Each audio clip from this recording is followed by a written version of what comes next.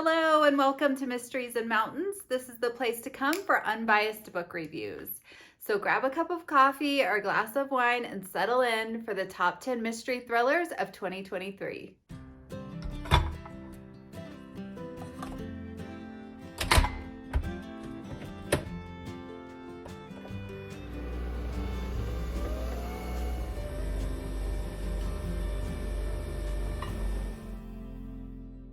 Coming in at number 10 is To Tell the Truth by Jilly McMillan. Our main character is Lucy, a successful best-selling author who's experiencing some turmoil in her personal and professional life. At the height of the turmoil, her husband Dan suddenly goes missing, and this thrusts Lucy back into memories of losing her brother from when she was just a little girl. I liked Lucy, I did, but I struggled with this book quite a bit. The questions in this book are what happened to Dan, what happened to Lucy's brother, and why is she implicated in both cases? So it's a little dark. The setting was predominantly a drafty old rambling house that Lucy hated. I had so much sympathy for her, and her husband was such a jerk. He was rude, hateful, mean. I didn't see where he had too many redeeming qualities. The tone was kind of depressing, honestly. I don't remember feeling anxious or tense or on edge during this reading. I just kind of felt depressed. Why did I like this book? I liked Lucy. I liked the city she moved from. So in the very beginning of the book, the city was kind of a cool setting. The writing was good. There was an interesting plot device. The beginning of the book was great, and then it just kind of trailed off for me. Overall, I gave it 3.5 out of 5. I think I liked it because it was creative, there was an interesting plot, and the writing was unique. Number 9 is The Writing Retreat by Julia Bartz. This is a winter, snowy themed book, so I thought I'd take Georgia for a walk in the snow and tell you guys about the book. The Writing Retreat is an unhinged mystery thriller with elements of horror. Within the first chapter of this book, we're introduced to Alex, who's suffering a broken heart from a friend breakup. Bart's really made me feel for Alex. Her heart is so broken. She's a writer, her ex-best friend is a writer, and all her friends are writers. Against all odds, Alex and her best friend Ren, ex-best friend Ren, are both chosen along with 3 other women for a very exclusive writing retreat at the estate of a famous author. The idea is to write an entire novel in a month, and the one with the best novel will receive a book deal. Then women start disappearing, and Alex has to not only finish a novel in a month, but figure out who the killer is before she's next. The tone is creepy and unnerving. The estate where she's staying for the retreat might be haunted. The group gets snowed in, so they can't go for help when things go wrong. I love a good snowed-in mystery. Alex was a good main character. She was sweet and well-meaning, and I related to how much she hated her job and boss. Not that I feel that way now, but I think we can all relate to that at some point in our lives. There are some sapphic romances. The other characters were mostly unlikable, and I didn't really enjoy them much. The famous author Rosa Vallo was intriguing, but the other characters were just kind of obnoxious. I hated them, but I didn't really love to hate them. I just hated them. Overall, 4 out of 5 stars. There are some hilarious and wild scenarios we encounter. There are paranormal elements. It's kind of a weird book, but I had a good time, so I gave it a 4. Number 8 is Cackle by Rachel Harrison. This book is so cute. So this young woman named Annie moves to a small town from New York City, and she's struggling to start fresh while still missing her old life and hoping to get back with her ex. Annie jumps right into meeting new people in the town, and she meets Sophie, a beautiful and wealthy local woman, and they become friends, despite some strange and paranormal activity surrounding Sophie. This was a silly, funny, cozy, small-town fantasy, not really the cozy horror that was sold to me. There was a little bit of Annie trying to figure out the new town, and Sophie, which I could relate to because I've moved a lot, but not much of a mystery here per se. The tone was silly and madcap, not really dark and scary as it's marketed, but in some cozy mysteries, nothing scary happens at all, and I wouldn't say that's the case here. There are some scary things happening around Sophie's house. The small town setting was cute, cozy, and picturesque. But I did feel a little unsettled when Annie would visit Sophie's house. That house may or may not have been haunted. The main character for me was just okay. I was fascinated by Sophie, though. She was beautiful, mysterious, and enigmatic. She lived alone in the woods, witchy vibe. She was interesting. This book was just fun. It's not serious, it's not scary, it's not creepy.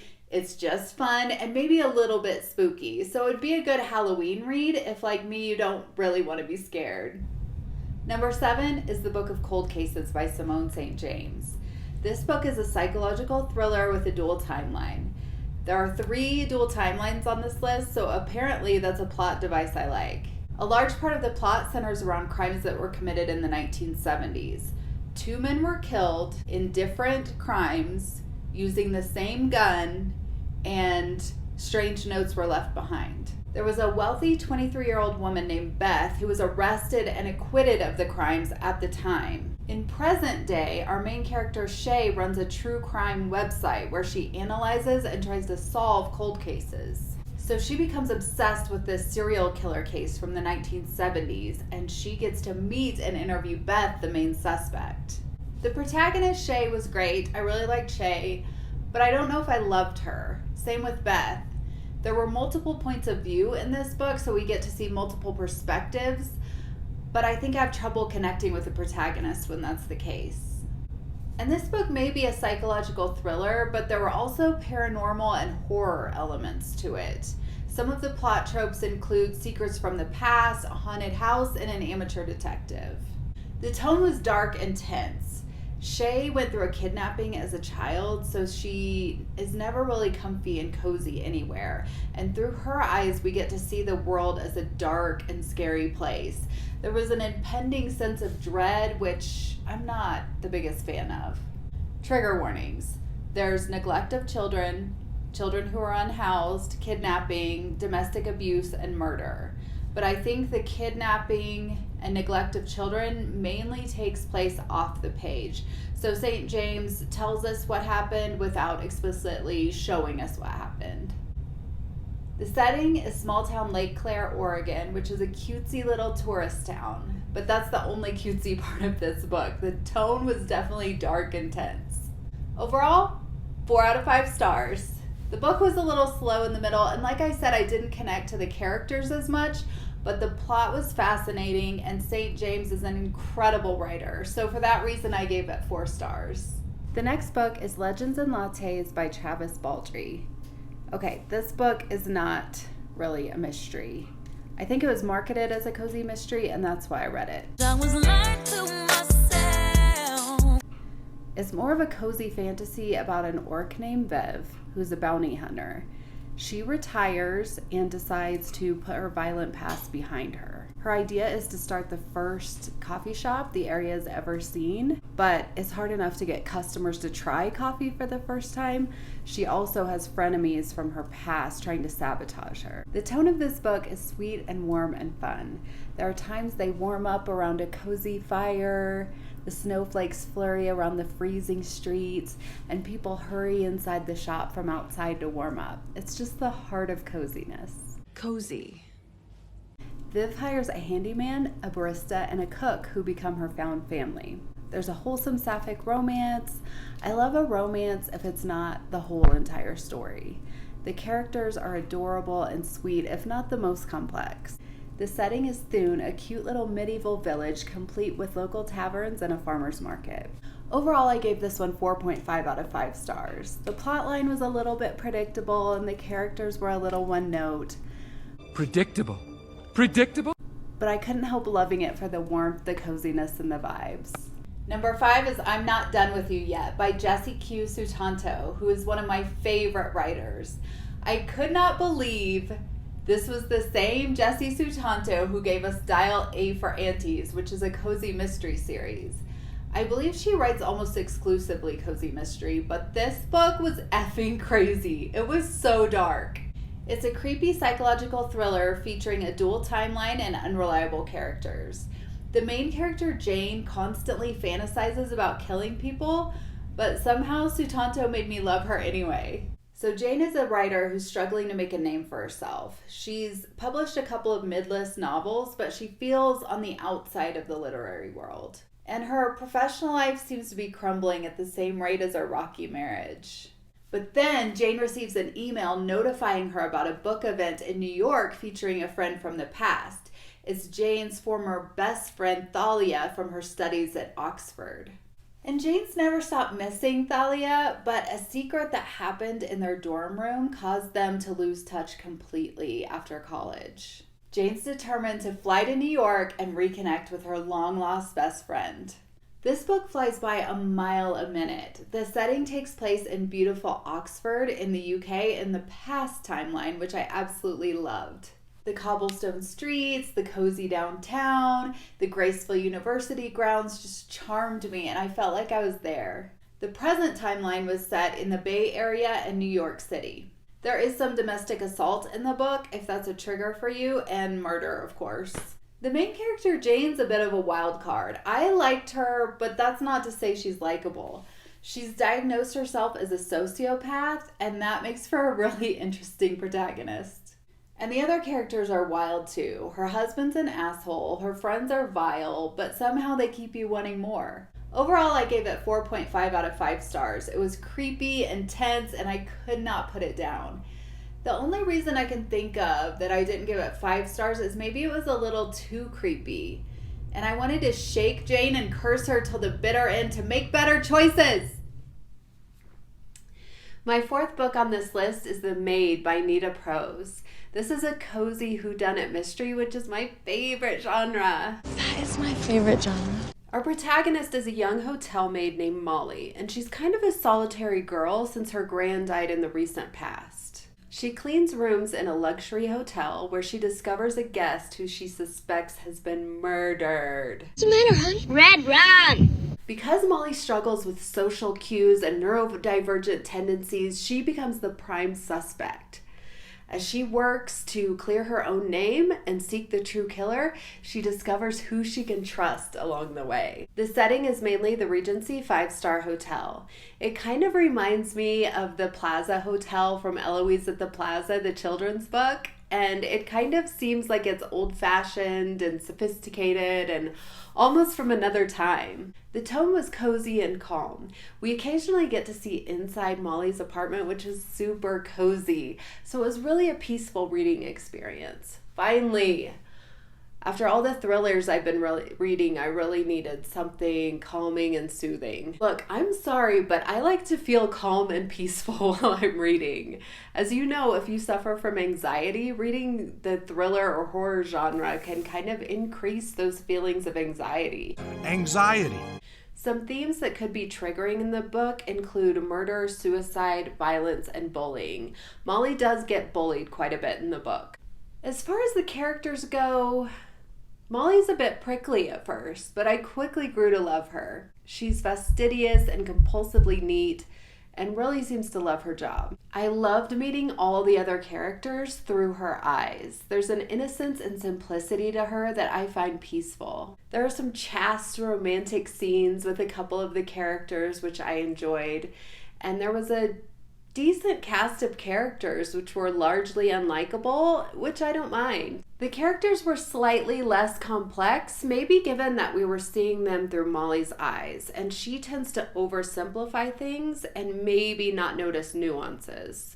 I like when the main character misses things that you as the reader get to see. Overall, 5 out of 5 stars! I loved Molly so much, and I love the calm and cozy setting. I just could not put it down.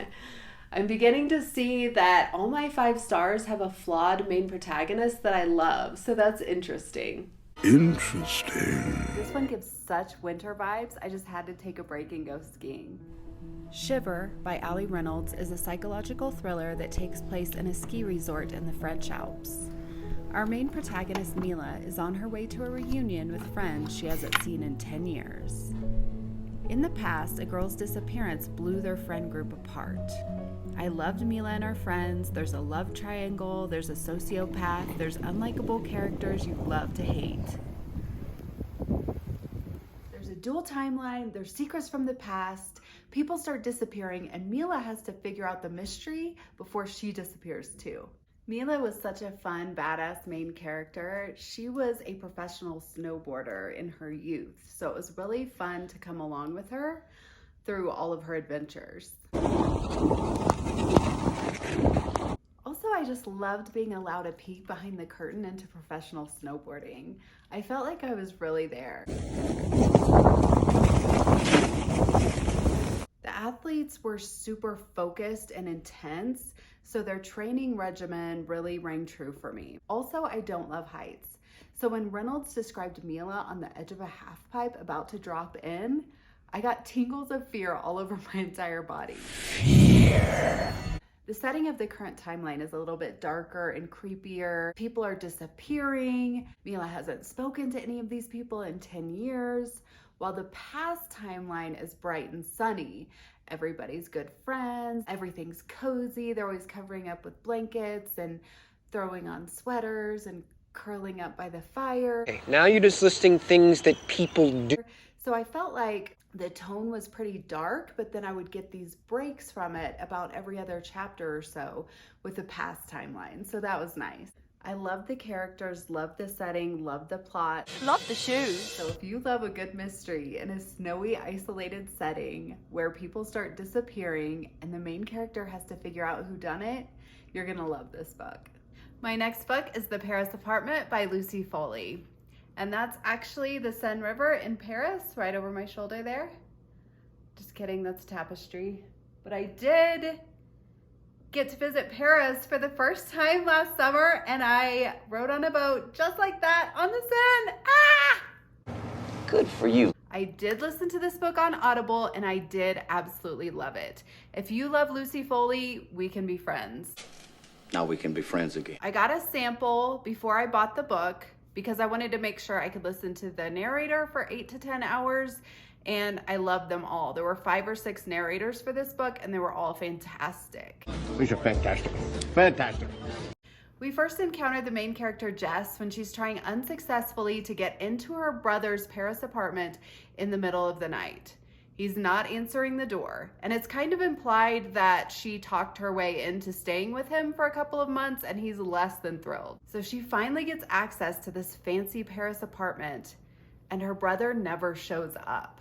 So the rest of the story follows Jess searching for her brother, meeting all the strange and affluent neighbors, and trying to solve the mystery against all odds. I know a lot of you didn't love this book, but I did. I loved it. I loved it! I loved Jess, the main character. We had some character tropes. We had the ingenue, the alcoholic, the socialite, and we had some unlikable characters, which is always fun. This book felt like a thriller. The pacing was somewhat quick and the feeling was strained and uneasy. The upscale Paris apartment setting was delicious, although it was a little isolated. Large chunks of the book were set inside the Paris apartment building, and so I was a little disappointed that Foley didn't show us more of Paris. I loved what I saw, I just wanted more. The plot was thick and I loved the tropes. We had some complex characters, there were secrets from the past, dark themes, queer scenarios. Also, Foley seemed really at home among the rich elite of Paris, and I like how she made me feel like an insider in that world instead of an outsider looking in. There are a few triggers worth mentioning. There's some sex work, suicide, and self-harm mentioned in the book, and there is some sex work on the page, so trigger warning issued. The tone was tense, the pacing was brisk, and I could not put it down. That's when I know I really love a book, when I cannot make myself stop. Overall, 5 out of 5 stars! The main character really clinched this rating for me. She was stoic and vulnerable at the same time, and that combination is a 5-star for me. My top book is Not a Sound by Heather Goodenkoff. Our protagonist, Amelia, is in a hit-and-run accident which causes her to lose her hearing. As a result, she becomes depressed, becomes alcoholic. Her husband ends up leaving her and taking his daughter with him, even though she's now Amelia's stepdaughter. So it's just a lot of turmoil going on in her life. When we enter the story, Amelia's kind of trying to get things back on track. She's living sober and alone in the woods with her support dog. And she finds a body in the river where she kayaks every day. Ew! This event kind of thrusts her back into a society she's been largely trying to avoid since the accident. Amelia recognizes the body as someone from her past, so she kind of takes on the responsibility of solving whodunit. All right, whodunit? This book is a suspense thriller. My husband was out of town when I read this book, so I just remember having to check and recheck the doors to make sure they were locked constantly. There's just a lot of really spooky, creepy things that happen to Amelia while she's living in the A-frame. For example, she can tell there's been an intruder. Things have been moved that she would never move, and even though the doors were locked and she wasn't home. And other times her dog will be on high alert, which this dog is a highly trained support dog. So when it's on alert, it means something's wrong. And then other times she'll kind of zone out for a minute, and then she glances at her dog and he's like going crazy, barking at the woods or the door, and she goes to check and there's no one there. So just very spooky, creepy things are happening. I love the spooky, isolated setting of an A-frame. My dream home would be a log cabin in the woods, so I really love learning about life in the A-frame. Amelia faces some challenges like heating, lack of hot water, sometimes security that just wouldn't seem quite as dire in a conventional home. Amelia's trained as a sexual assault nurse, but no longer works in the field. So there is some sexual assault, but I believe it's written about in the past and it's not explicit on the page. So if that triggers you, be aware. The tone was anxious and tense, but I love the cozy setting of a cabin in the woods, so the tension wasn't over the top. I was really fascinated by the hearing impaired protagonist and the struggles and challenges of her daily life. I loved learning about her relationship with her support dog, and she was just kind of a badass. She runs, she hikes, she kayaks. She's also just very stoic and self-sufficient. She drives Jeeps and ATVs. I love a stoic, athletic main character protagonist because it just makes me feel like I'm having all these extreme experiences without actually having to go through the challenges. So that's probably why I like to read so much. There was an unreliable cast of characters. I felt like the killer could literally be anyone. I didn't know who to trust, and I like that. Overall, 5 out of 5 stars. I loved it. The main character, Amelia, her grit, her relationship with her dog, and the remote setting just knocked this one out of the park for me. 5 stars, 5 stars, 5 stars. So just to recap, number 10 was To Tell You the Truth by Jilly McMillan. Number 9 was The Writing Retreat by Julia Bartz. Number 8 was Cackle by Rachel Harrison. Number 7 was The Book of Cold Cases by Simone St. James. Number 6 was Legends and Lattes by Travis Baldry. Number 5 was I'm Not Done With You Yet by Jessie Q. Sutanto. Number 4 was The Maid by Nita Prose. Number 3, Shiver by Allie Reynolds. Number 2 was The Paris Apartment by Lucy Foley. And number 1 was Not a Sound by Heather Goodenkoff. These are my top 10 mysteries of 2023, and I cannot wait to share our reading experiences in 2024. Thanks for watching and have a great day.